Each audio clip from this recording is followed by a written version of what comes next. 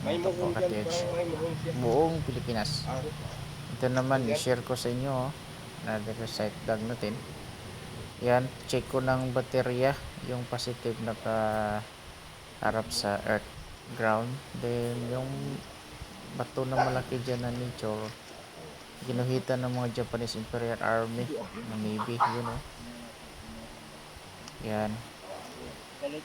May malaking square niya pa, hindi inasahan, biglang bumagsak ng malakas na ulan. After 1 hour yun, nag-reading na ako at saka nag-scan na. Mga ka-TH guys, mga ka-alpha, sa mga hindi pa naka-subscribe sa YouTube channel natin, Daniel Mamoto po yung channel natin. May ibigay naman ako sa inyo na kunting kaalaman about sa mga sign and symbol sa Yamashita Treasure. Good day once again. So yan ang sabi dyan, heart sign, nakadegree ng southwest direction.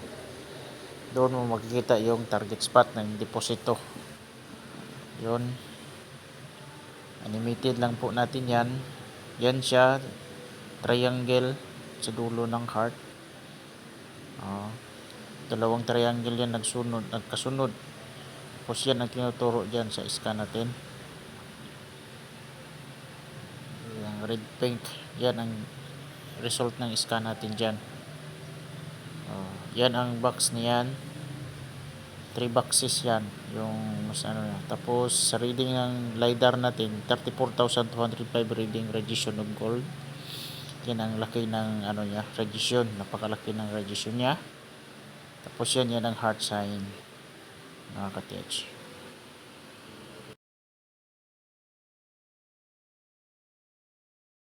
Ang dulo niya, ilagay natin yung red sa north, southwest. So mula dito 5 meters. Sukatin mo yung atira natin doon, no? Southwest, Bingo. Papunta sa 5 meters. Sukatin ito 5 meters ito, o 6 o 5 to 6 meters. Yun ang tiramaan. skill rin kanila, lang skill niya. So ngayon, sabi ng heart sa puso na to, tingnan mo ka pa. Sabi ko sikreto sa bundok na to. Ito ha. Mula dito sa dulo ng puso, itong bato sa ilalim niya may butas. May buslot ni, lungag. May butas ba? Papunta doon sa 90. So 90 degrees, may tunnel papunta doon. Butas ang lalim nito. Ito tunnel, So tunnel yan, papunta dito, pakyat yan. Pagdating mo dito, another deposito yan. Malaki. Doon banda. Doon banda, no? Diriritso ka, another deposito naman ito. Pero ito ang malaki. Good morning mga guys, mga ka-TH. Ngayon, survey tayo sa isang lugar na positive talaga ang area na to. Kasi pinuntahan ng Japanese. Mag-ano lang sila dito daw, magtanim sila ng biodiesel, yung tangan-tangan. Sa atin ay tuba-tuba ang tawag dyan. Kaso alam din ng may-ari ng lupa, hindi nila pinataniman. Kaya walang nagawa yung hapon. Ito siya ay hugis puso. Yan, hugis puso siya na simento yan talaga mga ka-TH. Simento yan siya. Tapos bato. Pamula dyan, papunta dito. Tapos may tinuturo siya mga ka-TH. Ito. May tinuturo siya. Yung puso, ganyan siya. Paikot.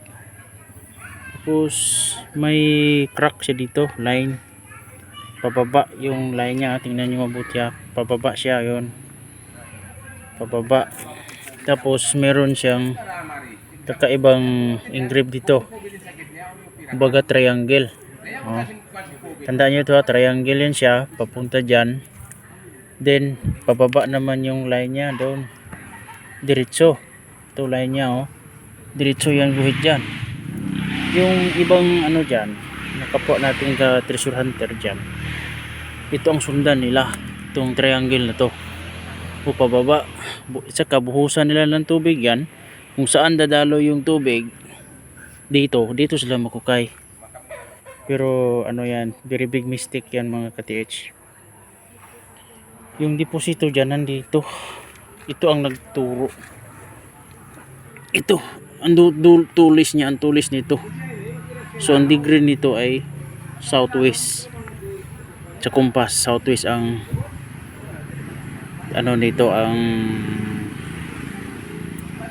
turo niya. Kuha tayo ng compass. Pause muna natin. So patuloy natin, continue natin mga ka-TH. Yung sabi ko kanina, ang turo ng point na to, sa bato na to, mula doon sa line na yan, papunta sa puso na yun, sign na simento. Ito ordinaryong bato, nature na bato. Tapos yan simento na yan. Ito siya, sabi ko kanina, ano, southwest. So ilagay natin yung compass natin, yung compass natin hindi magnetic north. Ito ay gyro. So itapat natin yung compass natin sa north, yung red. So yan, kita nyo, southwest direction. Southwest, so tama siya. Kung dito naman tayo sa line to line, itong sa triangle na patulis, ganun pa rin yan. Southwest pa rin ang turo niya. So ngayon, mayroong ano dito, limonsito. Patakan natin ang limonsito, itong part dito.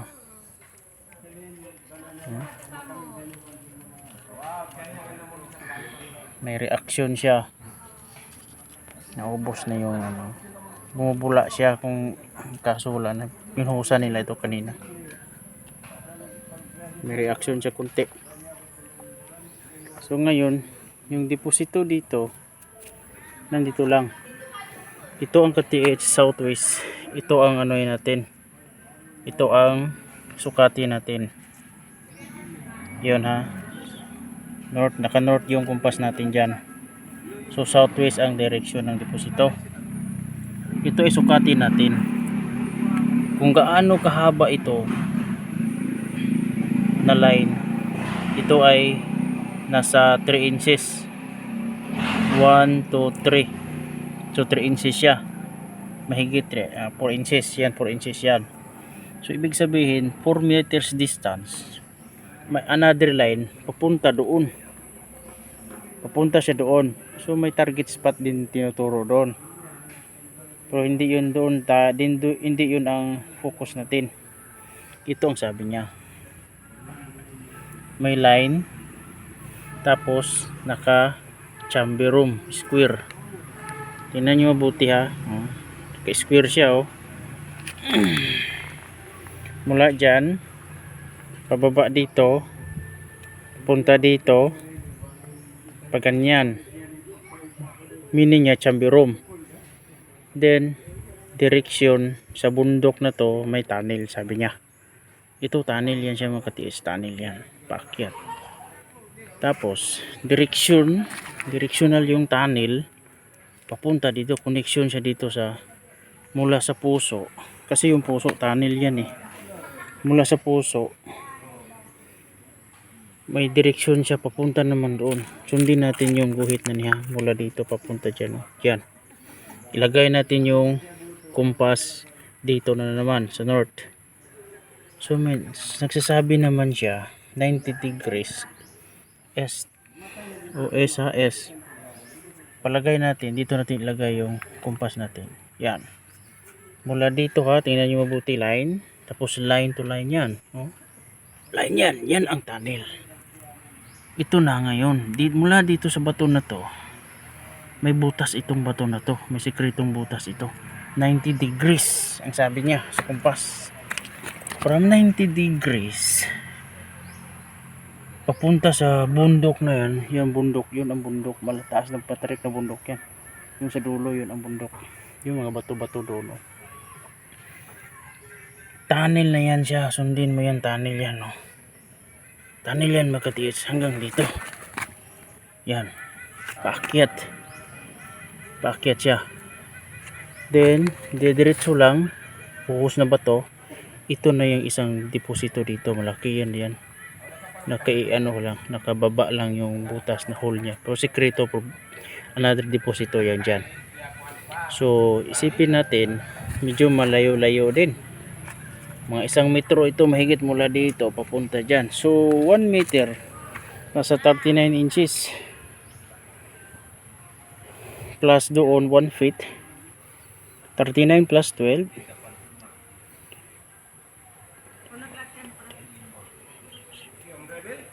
Nasa 50 meters yan mahigit. Papunta sa 90 degrees. Makita mo yung isang deposito doon. Yun, mga bato-bato na yan, mga katiits, nandoon siya. So hindi tayo mag-focus doon. So dito tayo po-focus sa southwest degrees na sinasabi ng triangle na to, kasi kung saan yung dulo nandoon ang deposito. So ngayon ito susukatin natin.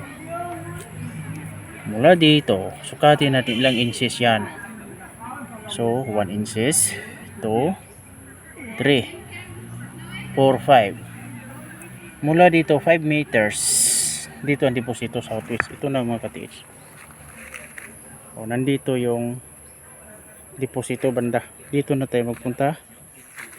May matatamaan tayong naka-crack line na bato. Southwest. Ito mga katiits. Yan.